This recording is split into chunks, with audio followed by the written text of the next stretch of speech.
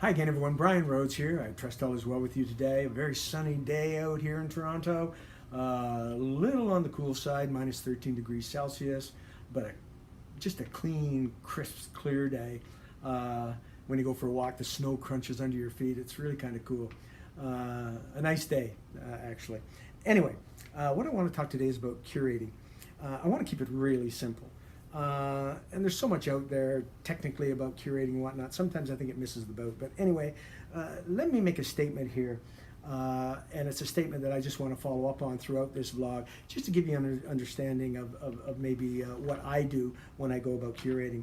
And here's the statement. Curation is about posting original content and networking to develop and enrich your community as much as it is about the financial reward. There are two parts to curating, of course. There's the original and rich content, and then there's the reward. And I think it's true that there's some correlation between the two. I think it's safe to say that great content will get you more reward. Now, there are other aspects to that in timing and so on. I'm not going to get into the technical aspects of it, but I'm going to give you a link where you can read those in detail. Okay, it'll be in the text part of this vlog. What I do want to talk about, though, is curating to build community, and I think it's very timely right now. I believe we're going to see new protocols. I don't know to what extent, but new protocols when it comes to community. Not sure when, but I will direct you to a post that Tim Cliff did a while ago, just when we got back from Steamfest 2, one where he had been speaking to developers at dinner time, and they shared with him some insights as to maybe what the new community protocols may be. Anyways, the link is there. Check that out, and I'm sure you're going to find something interesting there. So, how do I go about curating to build community? Well, you start with a great a vlog or blog. You want to vlog or blog about something you're passionate about and have some knowledge about. If you don't, it's going to be difficult for you, boring for you. You know, you want to hear, if you want to hear, pick up the challenge and share a little bit about yourself, what you do, how you do things, and whatnot, and that takes knowledge and passion. So that's where you start. What happens then after you begin a blog and you've got it written? Well, you want to help it find its community, right? And that's where tagging comes into play. You can go to, I think it's Trending New, what's the other one? Got it written down here somewhere, just a second. Trending New and Hot on your landing page. Just hit any one of them. You'll see some of the tags on the left-hand side. Go down, view all tags. Then you're going to see all the tags in alphabetical order. See if you can find your category on there. Mine was film.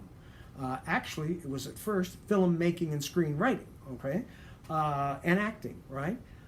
But I soon found that filmmaking was going nowhere, but there was a big community on film. And that screenwriting was going nowhere, but there was a big community on writing. So I'm going to start with the larger communities if I can, and find those tags that are worthwhile. You don't need 5 of them. Maybe you want to start with 2, 3, or 4. 1. It's up to you. You know, the idea though is we're going to build community, right? Okay, so now that you've got your tagging done, you publish. What next? Well, hopefully you're going to get comments, right? Now, comments or curating comes from not only you commenting yourself on other people's blogs or vlogs, obviously, but you can get curator rewards by commenting on comments made on your vlogs or blogs, right? Okay, just so we're clear on that. I know it's pretty simple, but nonetheless, I wanted to say it, okay? So, now you get these comments on your vlogs or blogs, right? What do you do with them? Well, first of all, understand that comments are gold. Prime opportunity for you, all right? Prime opportunity for you to network. But there are 2 types of comments. There's polite comments, I call them, then there's constructive comments.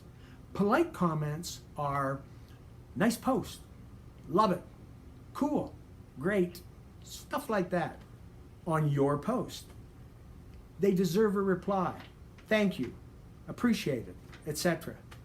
But the question is, do they deserve an upvote? In my case, no. I look for more more constructive comments, such as, Brian, love your thoughts here. Here's a link you might find interesting. Huh? They're actually commenting on the substance in my blog.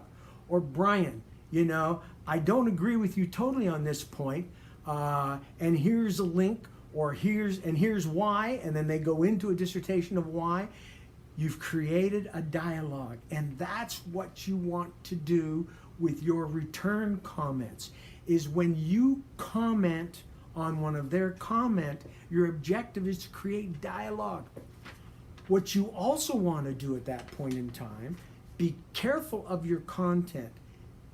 Charge it with some excitement, genuine excitement, if hopefully is what I'm referring to, so that you can then keep that person in dialogue, because your next step is to go to their site, look at their blogs, see where they fit into your thoughts, your areas of interest, and then you decide whether you're going to follow them or not, right? But nonetheless, every comment is valuable. It's an opportunity to network. It's an opportunity to create dialogue. It's an opportunity to follow people on obviously on your site, so that when you then follow them, all right, then they become part of your feed, and you can look at your feed and see how they're coming along and what they're doing, and you get an opportunity to comment again on their stuff. So it's a nice rounding circle. It's completing that circle, which is really good when you start to building a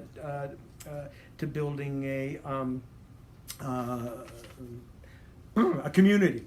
I'll get it right yet. So now, when you've got all of this happening, when you've got this curating cycle, the idea is that, okay, so, all right, I want to do this, but when do I do it? What do I do first? What do I do last? And so on. See, I'm just going to share a simple little pattern of activity here. Now, you can go into this more deeply, obviously. I'm just being superficial here, but I just want to give you a little bit of a path to run on. So here's what I do every day when I get up. The first thing I do is go and look at my replies. In other words, I comment on comments. And then next thing I do is I determine whether they're constructive or polite. And those that are constructive, I upvote and actual give a value. If it's a terrific one, I'll give as much as 50% on a comment, usually around 10 to 25% on a comment, right? But then what I'll do is if I'm not following that person, I'll go to their site and look and see what the gist of their particular blogs and posts and whatnot have been over the last little while, okay?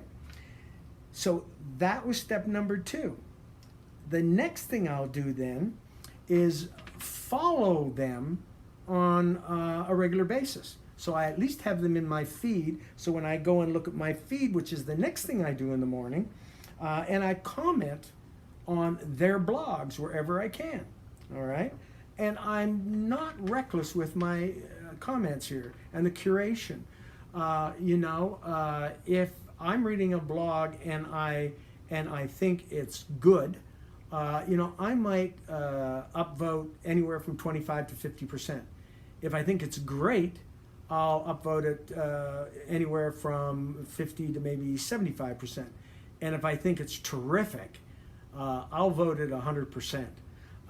But I set that rule for myself, because if you always vote 100%, your vote is diminishing, and therefore you may that day come across someone that you really think did a good job, and you really haven't got enough left to really reward them for the job that they've done or deserved a higher reward for, okay?